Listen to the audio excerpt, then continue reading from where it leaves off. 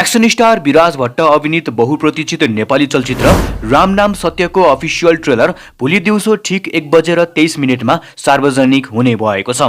स्वयं अभिनेता विराज भट्टले आफ्नो फेसबुक मार्फत यसबारे जानकारी दिएका हुन्। यसअघि सार्वजनिक गरिएको टिजरले दर्शकबाट राम्रो प्रतिक्रिया पाइसकेको छ, जसका कारण थुप्रै दर्शकहरू यो फिल्म हेर्नका लागि निकै प्रतीक्षामा रहेका छन्। यो चलचित्र आगामी चैत 27 गते देशभरका हलहरूमा प्रदर्शन हुने तयारीमा छ। एक्सनले भरिएको यस फिल्मले दर्शकमा ठूलो अपेक्षा बनाएको छ र धेरैजना यसको प्रदर्शन मितिको पर्खाइमा रहेका छन्। यसैबीच अर्कोतर्फ समीर भट्ट पनि आफ्नो नयाँ प्रोजेक्टमा व्यस्त रहेका छन्। उनले आफ्नो फेसबुक पेज मार्फत 12 गाउँ 2 को तयारी भइरहेको जानकारी दिएका छन्। उनले लेखेका छन्, म अहिले 12 गाउँ 2 को तयारीमा छु। चाँडै हामी छायाङ्कनमा जाने क्रममा छौं। यो सिनेमा बाहेक मैले अरू कुनै पनि सिनेमा साइन गरेको छैन। भ्रमित समाचारहरू सम्प्रेषण नगरिदिनु हुन अनुरोध गर्दछु। हालसम्म 12 गाउँ 2 को आधिकारिक घोषणा भने विराज भट्टबाट भएको छैन। यद्यपि 12 गाउँको सफलतापछि यसको सिक्वेल आउने संकेत भने पहिले नै दिएको थियो, तर यसको विस्तृत र आधिकारिक जानकारी भने अझै सार्वजनिक भइसकेको छैन। अन्ततः राम नाम सत्य चैत 27 मा प्रदर्शनमा आउन लागेको छ।